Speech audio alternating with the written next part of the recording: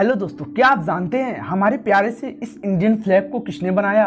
और क्या आपको पता है हमारे इंडियन फ्लैग किस प्रकार के कपड़े से बनते हैं? और माउंट एवरेस्ट पर पहली बार इंडियन फ्लैग को किसने फहराया? ऐसे इंटरेस्टिंग फैक्ट के लिए बने रहिए हमारे वीडियो के अंत तक। मैं हूं आपका दोस्त विपिन गुप्ता, आप देख रहे हैं facts friendly. Fact number 1, Indian flag जो कि रिपब्लिक और इंडिपेंडेंस डे पर अपने पूरे देश भर में फहराया जाता है और ये दिन हम सब भारतवासियों के लिए बहुत ही खास दिन होता है। क्या कभी आपने सोचा है हमारे इंडियन फ्लैग किसी शिखर पर भी लहराते होंगे? ये बात बिल्कुल सच है। अपने इंडियन फ्लैग को पहली बार 29 मई 1953 में तेंजिंग नॉर्वे के द्वारा माउंट एवरेस्ट पर तिरंगे को फहराया गया। और जैसा कि आप सबको पता है, माउंट एवरेस्ट दुनिया की सबसे बड़ी शिखर है और सबसे ऊंचे शिखर पर अपने इंडियन फ्लैग को लहराया गया। फैक्ट नंबर 2, क्या कभी आपने सोचा है हमारे इंडियन फ्लैग किस प्रकार के कपड़े से बने होते हैं और किस जगह पर बनते हैं? इंडियन फ्लैग खादी के कपड़े से बनते हैं जो कि एक विशेष प्रकार का रेशम है। अगर किसी अन्य प्रकार के कपड़े से इंडियन फ्लैग्स को बनाया जाता है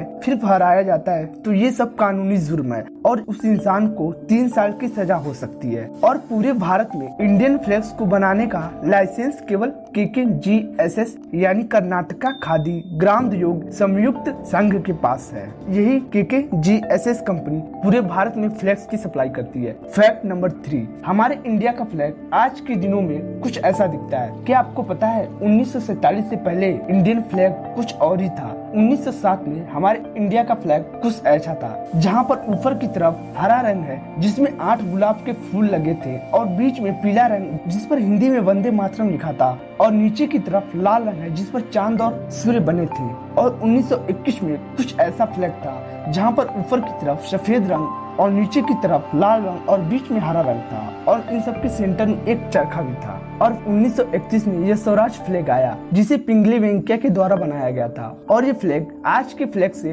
काफी सिमिलर है। और काफी समय के बाद 1947 में ट्राइकलर फ्लैग लाया गया जो कि आज आपके सामने है। इस तिरंगे में मौजूद केसरिया रंग साहस और बलिदान का प्रतीक माना जाता है, वहीं सफेद रंग सच्चाई, शांति, पवित्रता की निशानी मानी जाती है। तिरंगे का तीसरा रंग यानी हरा रंग विकास को दर्शाता है और बीच में बना अशोक चक्र की 24 तिल्लियां वो दिन के 24 घंटे को दर्शाती हैं और ये अच्छे इंसान के 24 गुणों को भी दर्शाती है, जैसे कि प्रेम, साहस, धैर्य, शांति, उदारता, भलाई, विश्वास, सौम्यता, निस्वार्थता, आत्मसंयम, आत्म बलिदान, सत्यवादिता, धर्म, न्याय, दया, गुण, विनम्रता, निष्ठावान, सहानुभूति, आत्मधिक ज्ञान, माफी, ईमानदारी, अनंत काल, आशा, इतने सारे चीजों को दर्शाता है ना? काफी कमाल की बात। फैक्ट नंबर 4, दोस्तों क्या आप जानते हैं हमारे प्यारे से इंडियन फ्लैग्स को किसने बनाया?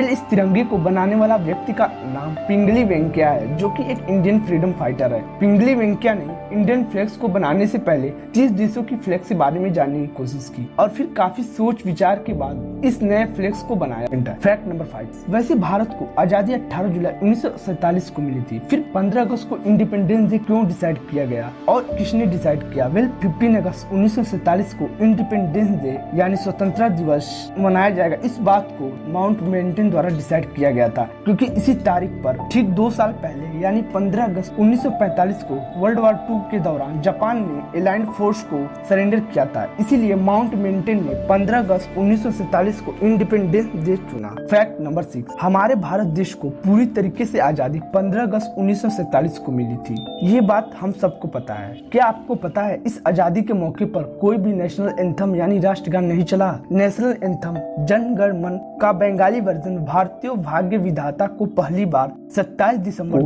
Calcutta session of Indian National Congress में गाया गया और 1945 में हमराही के फिल्म में जन गण मन राष्ट्रगान का प्रयोग किया गया था। और फिर 1950 में पहले राष्ट्रपति डॉक्टर राजेंद्र प्रसाद ने ऑफिशियली जन गण मन को नेशनल एंथम चुना। फैक्ट नंबर 7, भारत देश ने अपने एरिया को बढ़ाने के लिए पिछले लाखों सालों से किसी भी देश पर हमला नहीं किया और न ही किसी देश पर रूल किया।